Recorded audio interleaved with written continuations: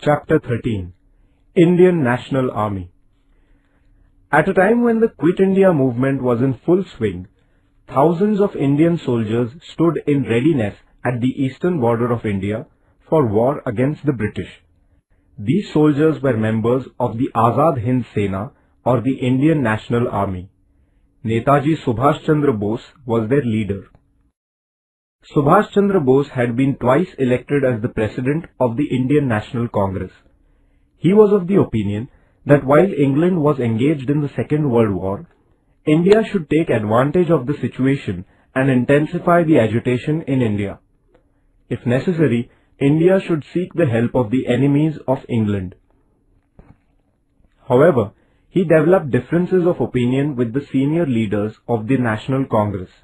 Therefore, Subhas Chandra Bose resigned from the position of the Congress president. He founded a party called the Forward Bloc in order to place his views before the people. In his speeches, Subhash Babu began to appeal to the Indian people to rise in revolt against the British. Therefore, he was interned in his residency by the British government. From there, he escaped in disguise. He reached Germany in the month of April 1941. There, he founded the Free India Center. From the Berlin radio station in Germany, he appealed to the Indian people to join an armed struggle for the independence of India. However, he did not get the expected help from Germany. At the same time, Rash Behari Bose requested him to come to Japan. Formation of the Indian National Army. Rash Behari Bose was living in Japan since 1915. He had organized the Indians living in the countries of Southeast Asia and had established a society called Indian Independence League. Japan had conquered those territories in Southeast Asia which had been under British possession in the early part of 1942. At that time, thousands of Indian soldiers and officers in the British Army there fell into the hands of Japan. Rash Behari Bose, with the help of Captain Mohan Singh, formed a battalion of these Indian prisoners of war. It was named as the Indian National Army or the Azad Hind Sena. Subhas Chandra Bose was requested to lead this army. In October 1943, Netaji established the Azad Hind government in Singapore.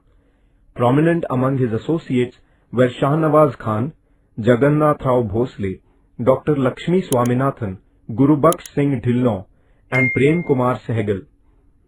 Captain Lakshmi Swaminathan was the commander of the Rani of Jhansi regiment. The tricolor was the standard of the Azad Hind Sena. Jai Hind was their salutation. Their clarion call was Chalo Delhi. Kadam Kadam Badhaye Ja was their marching song. Subhas Chandra Bose made an appeal to the Indian people to give their lives for the cause of India's freedom. The campaigns of the Azad Hind Sena. Towards the end of 1943, Japan conquered the Andaman and Nicobar Islands and handed them over to the Azad Hind government. Netaji renamed them as Shahid and Swaraj. Arakan in Myanmar was captured in 1944.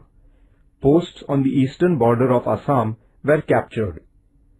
But the Imphal campaign remained incomplete because the Japanese supplies that the Indian National Army was receiving stopped. At this juncture, the British received reinforcements from the American Army which added to their military might. Even in these adverse circumstances, soldiers of the Indian National Army were fighting with all their strength. In August 1945, America dropped atomic bombs on the cities of Hiroshima and Nagasaki in Japan. As a result, Japan surrendered. Around this time, Netaji Subhas Chandra Bose died in a plane accident on 18 August 1945. The Indian National Army was then forced to lay down arms. Thus ended the phase of the struggle of the Indian National Army. The trial of the officers of the Indian National Army. The British government charged the officers of the Indian National Army with treason. The proceedings of their trial began before the military tribunal held in the Red Fort of Delhi. Pandit Jawaharlal Nehru, Bhulabhai Desai, Tej Bahadur Sapru and other distinguished jurists defended them. The military tribunal held the officers guilty and they were sentenced to life imprisonment. The Indian people had feelings of sympathy and pride for the Indian National Army.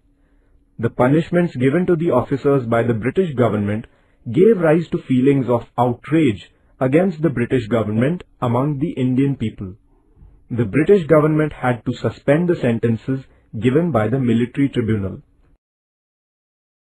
The revolts of the Indian naval ratings and of the air forces.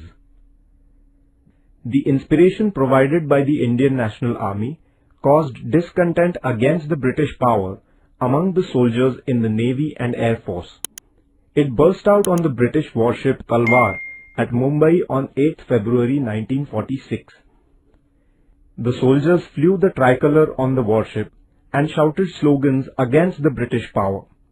The British government sent the army and opened fire on the naval ratings. The rebels, too, countered it with bullets. The workers and common people extended their support to the naval ratings. Finally, with the mediation of Sardar Vallabhbhai Patel, the naval ratings laid down their arms.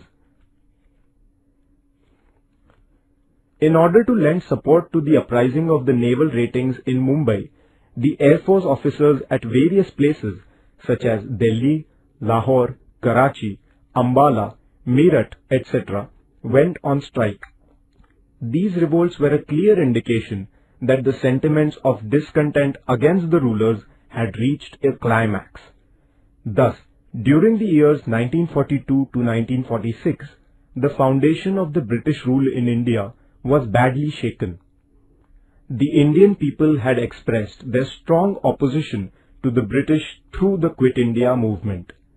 Now, the Army, the Navy and the Air Force, which formed the backbone of the British power, also began to turn hostile to them. The British rulers realized that the days of their rule in India were numbered. The revolts of the Indian naval ratings and of the air forces.